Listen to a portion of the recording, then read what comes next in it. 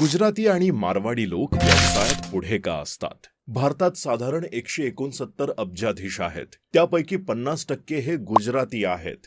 अंबानी, अदानी पासून ते रितेश अग्रवाल, सायरस पुनावाला असे अनेक जण हे गुजराती आहेत. मग हे गुजराती मारवाडी आपल्या व्यवसायात एवढे यश कसे मिळवतात? अशी कोणती गोष्ट आहे जी त्यांना श्रीमंत बनवते? तेच आपण आज जाणून घेऊ. असे म्हटले जाते की जहां न पहुंचे बैलगाडी वहां पहुंचे मारवाडी.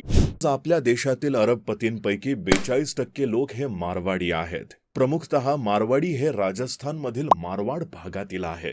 यांच्या यशाची 5 कारणे आज आपण पाहणार आहोत. यातील पहिलं कारण म्हणजे लहानपणापासून रुजलेला आर्थिक शिस्त आणि बचतीचा मंत्र. यांच्या डिक्शनरीमध्ये आराम हा शब्द नसतो. लहानपणापासूनच यांना नकळतपणे पैशांचे महत्त्व समजावले जाते. आजचा वाचवलेला पैसा ही उद्याची कमाई असते हे त्यांच्या डोक्यातच असते. पैशांबद्दल यांच्या मनात एक वेगळीच रिस्पेक्ट असते. त्यामुळे हे वायफळ खर्च करताना जास्त दिसून येत नाही. धंदा करताना कमी रेट मधून माल कोठून आणि कसा उचलायचा हे त्यांना चांगलेच माहीत असते. कारण त्यांना माहीत असते की वस्तू आपल्याला मार्केट रेट नुसारच विकावी लागणार आहे. परंतु आपण तीच कमी पैशांमध्ये घेतली तर आपण अजून पैसा कमवू शकतो. दुसरी महत्वाची गोष्ट म्हणजे धंदा करताना मारवाडी तोंडात साखर आणि डोक्यावर बर्फ ठेवत असतो. तुम्हाला कधीही ते चिडचिड करताना किंवा ग्राहकांवर रागवताना दिसणार नाही. आपण मात्र जर एखाद्या ग्राहकानं जास्त शर्ट बघायला मागितले तर लगेच त्याला अरेतुरे करतो. मी माझ्या एका मारवाडी मित्राच्या दुकानात कायम जात असतो.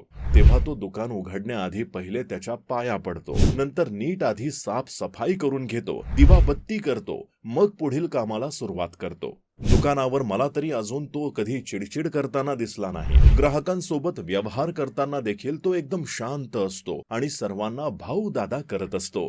मारवाडी कोणत्याही व्यवसायाला छोटा किंवा मोठा समजत नाही. आपल्या प्रत्येक पैशातून अजून जास्त पैसा कसा कमावता येईल यावरच त्यांचा भर असतो. तिसरं म्हणजे पैशाचं योग्य नियोजन. आपल्या एका व्यवसायाचा पैसा दुसऱ्या व्यवसायात कसा लावता येईल, एखादी गोष्ट कमीत कमी खर्चात कशी मिळेल, आपल्या पैशांना व्याज कसे मिळेल, या गोष्टींवर त्यांचे लक्ष असते. मारवाडी आपल्या रोजच्या पैशांचा हिशोब ठेवतो आणि त्याला लगेच कुठे वापरता येईल यावर लक्ष देतो. कुठलाही फिजूल खर्च तो आधी करत नाही. त्याच्याकडे जर 50 लाख असेल तर तो 40 लाख आधी योग्य ठिकाणी इन्व्हेस्ट करेल, ना की लाईफस्टाईलवर उडवेल. आणि चौथं कारण म्हणजे एकमेकांना करत असलेली मदत. आपण म्हणतो मराठी माणूस खेकड्याप्रमाणे एकमेकांचे पाय खेचण्यामागे असतो. या उलट गुजराती आणि मारवाडी माणूस असतो. हे लोक जर आपल्या कम्युनिटीमधील कोणासोबत क्लिअर व्यवहार करत असतील आणि त्या व्यक्तीला बिझनेसमध्ये काही मदत हवी असेल तर मदत करण्यासाठी कायम तत्पर असतात, अडचणीत मदत करतात. आणि महत्वाची गोष्ट म्हणजे ते त्यांच्या कम्युनिटीमधील लोकांकडूनच शक्यतो माल खरेदी करतात. एकदा मी गुजराती मित्राच्या दुकानाच्या उद्घाटनाला गेलो होतो. तर तिथे आलेले लोक त्याला भेटवस्तू आणि पुष्पगुच्छ न देता 500 रुपये गल्ल्यात टाकत होते किंवा काहीतरी खरेदी करत होते, जेणेकरून नवीन व्यवसाय सुरू केलाय म्हणून मदत होईल. गुजरातला 1600 किलोमीटरची समुद्रपट्टी लाभलेली आहे. एवढी मोठी समुद्रपट्टी कोणाकडेच नाही. त्यामुळे या ठिकाणी व्यापार हा फार जुन्या काळापासूनच चालत आला आहे. त्यामुळे उद्योजकतेची भूमिका त्यांच्या रक्तातच आहे.